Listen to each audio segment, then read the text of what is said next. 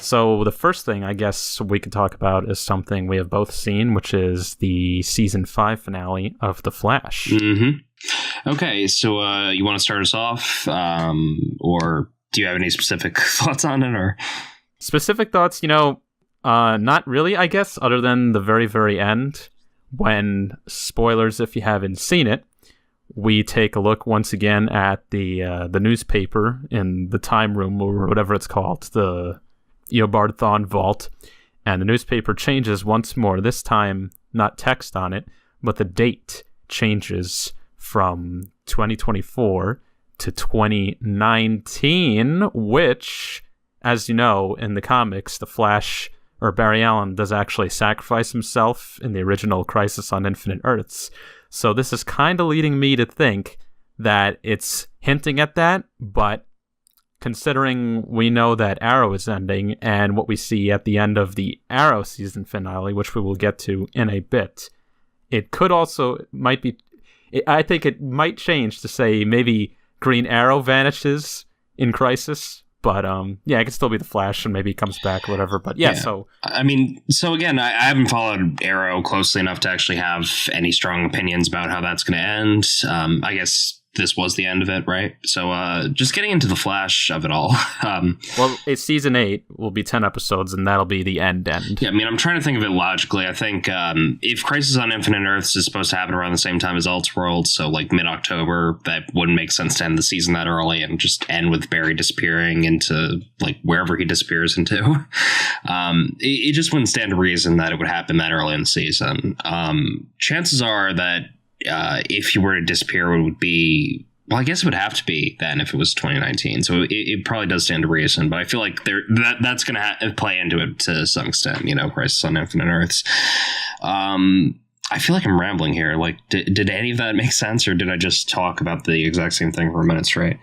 Well, I think you're saying about the time that they're taking place close to each other. When the crisis will happen will be in like December of 2019. So, around the time that it premieres on TV, that's generally how they go with the timelines. So like, whereas Elseworlds happened at the end of 18, Infinite Earths will happen at the end of 19. And so I'll just get into it now. So at the very end of the Arrow season finale, we see the Monitor come back, and he meets Oliver, and he says, "Remember that deal you made with me during the Elseworlds debacle?" Basically, he made a deal to save, Barry and Supergirl. And right. The Monitor said to him, whatever the multiverse wants, it has to get. It has to claim something. It can't get nothing out of this. So, essentially, he says, the upcoming whatever crisis, you're not going to survive it. And now it's time for me to take you away so we can do whatever you made the deal to do. And so he whisks him away from his little cottage home where he has his wife and his newborn baby, and it's a, teary scene and all that. So I don't know, season 8 of Arrow, who knows what's going to happen? It might just be him and the Monitor hopping around different dimensions or other Earths doing who knows what.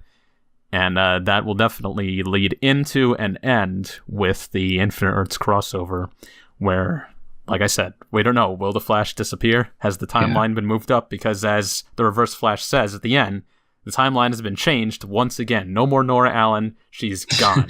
Yeah, I mean, she's not going to exist. So I will say, speculation about the next season, and all things considered, the one thing that really bugged me about the season finale of The Flash was the whole way they handled time travel. And I mean, this is an ongoing complaint for me, but it's like, I know people have been giving Endgame so much shit for how they handled time travel, but at least that, I feel like that makes sense to some extent. With The Flash, just parts of it, just like the fact is, if Nora never existed, none of that could have happened. It falls into the whole grandfather paradox of it all. Like, it just makes absolutely no sense that they could remember her, that she could have had any sort of impact that would have led to her not existing, Well, I think they might be going a little more of the Endgame route, especially since in Infinity War Endgame style, we see her dissolve.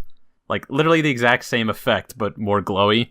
I think it's more of a flexible branching timeline system where, like, there's an original timeline at some point, and then a change is made, and then it doesn't kind of undo itself. It just becomes a new timeline, like the Reverse Flash said. So instead of it overriding something and then grandfather paradoxing it, it just becomes a new timeline that is created by the change made due to something in the future of the original timeline existing. Okay, and that's fine. Like, if they want to go that route, that's fine. But then she couldn't possibly disappear, because then her timeline no longer exists, meaning the grandfather paradox does have an effect, meaning she ceased to exist. So, I mean, it's like you can't have your cake and eat it too. You have to pick one, like, time travel mechanism, you know? Yeah. Well, that's the thing about time travel, Barry. I feel like I've said this so many times, because I have. Because you have said it a bunch of times, yeah. The whole thing with this show, with manipulating time, it's like, I don't know, they get to a point where they make the rules. Essentially, that's what they mean by that line, and that's why I keep saying it. The writers are making the rules of time travel as they go, so it really isn't logical to analyze it in any sort of, linear thought process. It's just whatever they want to happen is going to happen. Yeah. Which is unfortunate, because it kind of throws a wrench in the whole, like, shared continuity thing. Yeah, I mean, that's all I really had to say about The Flash. Like, I think we sort of knew from the outset of the last episode, the second to last episode of the season, that, like, Eobard Thawne was going to escape, that he was probably going to be the big bad of the next season. So how the heck is he still alive, though? Because this is clearly the original Eobard Thawne from season 1 of The Flash. He makes reference to it, remembering it. He looks like Harrison Wells, which also doesn't make sense, because he looked like did he?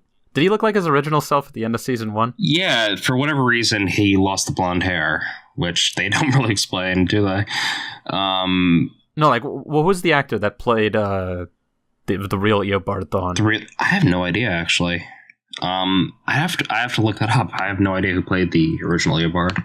Okay, for some reason, I'm thinking that he was, playing Reverse Flash at the end of season 1, but I think that might have just been flashbacks. So, yeah, this is still Harrison Wells version, and how is he there? I don't know. I guess he just makes a million copies of himself all the time. He, like, saves himself on backup hard drives. Yeah, it's like he reboots to the last, like, viable version of himself every time the timeline resets, throwing the negative speed force. Yeah, I read somewhere, because I was actually reading up on the history or timeline of Eobard Thawne in the comics. Something about the negative speed force just allows him to regenerate no matter what happens. Yeah. It's kind of like a Lobo or Deadpool, where they can regenerate from a drop of blood. It's just, they're never going away. Yeah, again, it just seems like a lazy storytelling device. The name of the actor who plays the original Eobard Thawne, by the way, is Matt Lesher. Okay, yeah. I could not name a single other thing he's been in, because this is, like, by far his most well-known role. So let's think. He died at the end of Flash season 1. He died at the end of season 2 of Legends of Tomorrow. When else? Did he die in the Crisis on Earth X crossover? Yeah, but that was... Wait, was that him, or was that, like, the Earth X version of him? Or wait, well, he had the Harrison Wells face. That's right. Okay, yeah. So that was our version of him, but he, like, traveled to... I don't know. It gets confusing when you throw in all the alternative timelines, but essentially it's an unkillable villain, which, he's probably the best villain the Flash has ever had, but it still gets boring after a while, Well, like I said, it just becomes illogical, because they're making the rules as they go, and he's too good to write off indefinitely. Yeah. Yeah, so who knows? The Crisis is going to be interesting. Obviously, I think the purpose of it is to bring all the shows into one Earth, but we'll see. What you just saw was a segment from our weekly show, the Utterly Nonsense Podcast, which you can find on YouTube, SoundCloud, iTunes, Spotify, basically anywhere you can get your podcasts. To see more like this, make sure you subscribe, leave a comment, like the video, and remember, it's not news, it's nonsense. Thanks for listening.